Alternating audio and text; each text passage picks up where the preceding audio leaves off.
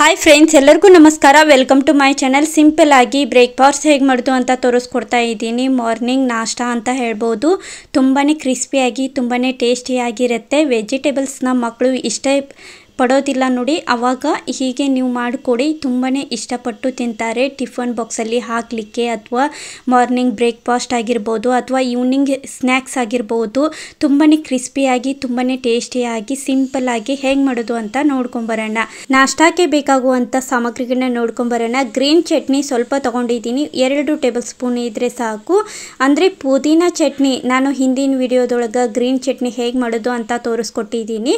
ಹಾಗೆ ನಾನು ವಿಡಿಯೋ ಕೂಡ ಅಪ್ಲೋಡ್ ಮಾಡಿದ್ದೀನಿ. ಬೇಕಿದ್ದರೆ ವಿಡಿಯೋ ಎಂಡ್ ಆದಮೇಲೆ ಸ್ಕ್ರೀನ್ ಮೇಲೆ ಹಾಕಿರ್ತೀನಿ, ವಿಡಿಯೋನ ನೋಡಿ. ನಂತರ ಇಲ್ಲಿ ಟೊಮೊಟೊ ಸಾಸು 2 ಟೇಬಲ್ ಸ್ಪೂನ್ ಅಷ್ಟು ತೊಗೊಂಡಿದ್ದೀನಿ. 1 ಗಡ್ಡೆ ಈರುಳ್ಳಿನ ಸಣ್ಣದಾಗಿ ಕಟ್ ಮಾಡಿ ಇಟ್ಕೊಂಡಿದ್ದೀನಿ.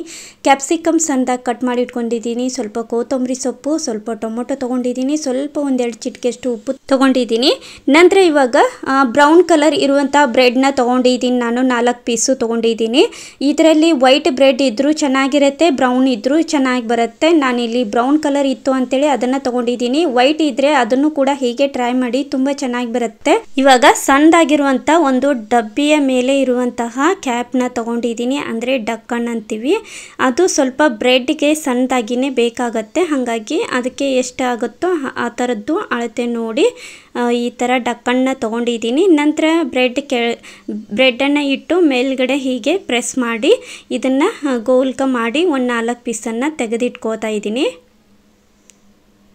ನೋಡಿ, ಹೀಗೆ ಪ್ರೆಸ್ ಮಾಡಿದರೆ ಇದು ಗೋಲ್ಕ ಬರುತ್ತೆ ನೋಡಿ. 4 ಪೀಸು ಇವಾಗ ಬ್ರೆಡ್ ರೆಡಿ ಆಯಿತು. ನಂತರ ಇದನ್ನು ಸ್ವಲ್ಪ ಬಿಸಿ ಮಾಡ್ಕೋಬೇಕಾಗತ್ತೆ. ಇವಾಗ ಗ್ಯಾಸ್ ಹಚ್ಚಿ ಒಂದು ತವನ ಇಟ್ಕೊಂಡಿದ್ದೀನಿ. ನಂತರ ಅದಕ್ಕೆ 1 ಟೀ ಸ್ಪೂನಷ್ಟು ಬಟರ್ನ ಹಾಕಿ ಸುತ್ತು ಕಡೆ ಎಲ್ಲ ಬಟರ್ನ ಈ ಥರ ನೋಡಿ ಹಚ್ತಾ ಇದ್ದೀನಿ.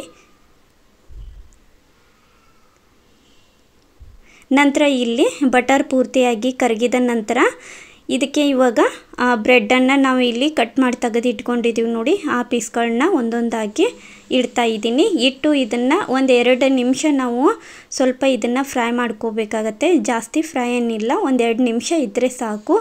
ಮತ್ತು ಇವಾಗ ಹೊಳಸಿ ಮತ್ತು ಸ್ವಲ್ಪ ಕಲರ್ ಚೇಂಜಸ್ ಆಗುವವರೆಗೂ ಇದನ್ನು 1-2 ನಿಮಿಷ ಫ್ರೈ ಮಾಡಿಕೊಂಡು ಪ್ಲೇಟ್ ಒಳಗೆ ಇಟ್ಕೋತಾ ಇದ್ದೀನಿ.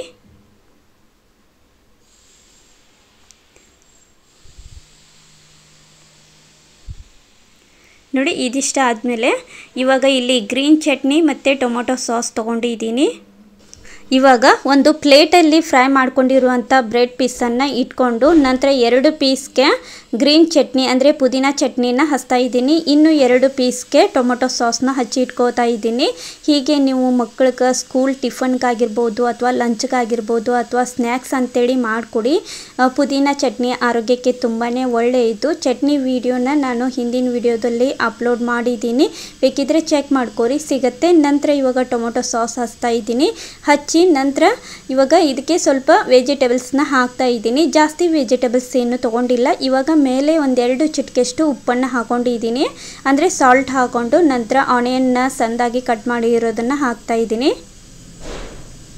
ಇದನ್ನು ಬೆಳಗಿನ ನಾಷ್ಟಕ್ಕೆ ದೊಡ್ಡವರು ಕೂಡ ಮಾಡ್ಕೊಂಡು ತಿನ್ಬೋದು, ತುಂಬ ಚೆನ್ನಾಗಿರುತ್ತೆ. ಇವಾಗ ಈರುಳ್ಳಿ ಮತ್ತು ಟೊಮೊಟೊ ಮೇಲೆ ಸ್ವಲ್ಪ ಕೊತ್ತಂಬರಿ ಸೊಪ್ಪು ಹಾಕ್ತಾ ಇದ್ದೀನಿ.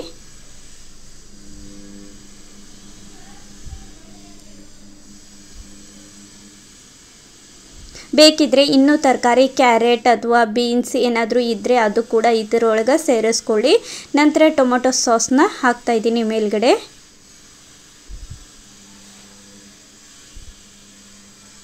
ಇದಿಷ್ಟು ಹಾಕೊಂಡಾದಮೇಲೆ ಎರಡನ್ನೂ ಇವಾಗ ನೋಡಿ ಹೀಗೆ ಒಂದು ಟೊಮೊಟೊ ಸಾಸಿಂದು ಮತ್ತು ಒಂದು ಗ್ರೀನ್ ಚಟ್ನಿ ಹಚ್ಚಿರುವಂತಹ ಬ್ರೆಡ್ನ ಈ ಥರ ಮಡಚಿ ಇಡ್ತಾ ಇದ್ದೀನಿ ನೋಡಿ. ಇದು ಕೂಡ ಹಾಗೆ ನಾವು ಮೇಲ್ಗಡೆ ಹಾಕಿ ಪ್ರೆಸ್ ಮಾಡಿ ನಂತರ ಗ್ಯಾಸ್ ಹಚ್ಚಿ ಅದ ತವಾಕ ಸ್ವಲ್ಪ ಬಿಸಿ ಆದಮೇಲೆ ಬಟರ್ನ ಹಾಕ್ತಾ ಇದ್ದೀನಿ. ಬಟರ್ ಹಾಕಿ ಬಟರ್ ಪೂರ್ತಿಯಾಗಿ ಕರಗಿದ ನಂತರ ಇಲ್ಲಿ ವೆಜಿಟೇಬಲ್ಸ್ನ ಹಾಕಿ ಇಟ್ಕೊಂಡಿರುವಂಥ ಬ್ರೆಡ್ಡನ್ನು ಹಾಕ್ತಾ ಇದ್ದೀನಿ. 2 ಇಟ್ಕೊಂಡು ಸ್ವಲ್ಪ ಬ್ರೌನ್ ಕಲರ್ ಬರೋವರೆಗೂ 1-2-3 ನಿಮಿಷ ಇದನ್ನು ಫ್ರೈ ಮಾಡ್ಕೊರಿ, ತುಂಬಾ ಕ್ರಿಸ್ಪಿಯಾಗಿ ಬರುತ್ತೆ. ನಂತರ ಇವಾಗ ಹೊಳಸಿ ಮತ್ತು ಇವಾಗ ಕೆಂಪಗಾಗೋ ಥರ ಈ ಸೈಡಲ್ಲೂ ಕೂಡ ಫ್ರೈ ಮಾಡ್ಕೋತಾ ಇದ್ದೀನಿ.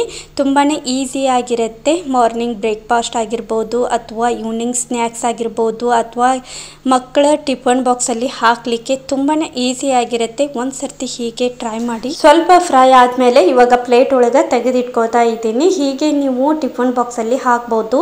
ಇಲ್ಲಾಂದರೆ ಮಾರ್ನಿಂಗ್ ಬ್ರೇಕ್ಫಾಸ್ಟ್ ಆಗಿ ಹೀಗೆ ನೀವು ತಿನ್ಬೋದು. ಇಲ್ಲಾಂದರೆ ಕಟ್ ಮಾಡಿಕೊಂಡು ಟೊಮೊಟೊ ಸಾಸ್ ಮತ್ತು ಶೇವ್ನ ಇದ್ರೆ ಹಾಕೋರಿ, ತುಂಬ ಟೇಸ್ಟಿಯಾಗಿ ಬರುತ್ತೆ. ಇವಾಗ ಕಟ್ ಮಾಡಿ ತೋರಿಸ್ತಾ ಇದ್ದೀನಿ.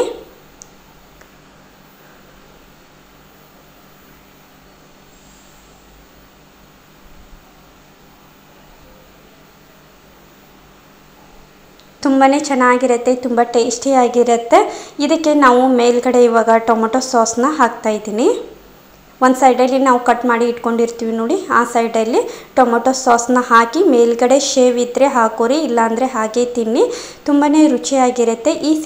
ಈ ರೆಸಿಪಿ ಇಷ್ಟ ಆದಲ್ಲಿ ಲೈಕ್ ಮಾಡಿ, ಶೇರ್ ಮಾಡಿ. ಹೊಸದಾಗಿ ನೋಡೋರು ಪ್ಲೀಸ್ ಸಬ್ಸ್ಕ್ರೈಬ್ ಮಾಡ್ಕೊರಿ. ನೀವು ಒಂದು ಸರ್ತಿ ಟ್ರೈ ಮಾಡಿ, ತುಂಬಾ ಟೇಸ್ಟಿಯಾಗಿರುತ್ತೆ. ಮಾಡೋದು ಈಸಿ ಕೂಡ. ಹಂಗೆ ಮಕ್ಕಳು ಟಿಫನ್ ಬಾಕ್ಸಲ್ಲಿ ಅಥವಾ ಮಾರ್ನಿಂಗ್ ಬ್ರೇಕ್ಫಾಸ್ಟ್ಗೆ ಹೀಗೆ ಮಾಡಿಕೊಡಿ. ಇವಾಗ ಮೇಲ್ಗಡೆ ಶೇವ್ ಇದ್ದರೆ ಹಾಕೋರಿ, ಇಲ್ಲಾಂದರೆ ಸ್ಕಿಪ್ ಮಾಡಿ. Thank you. Bye friends, bye.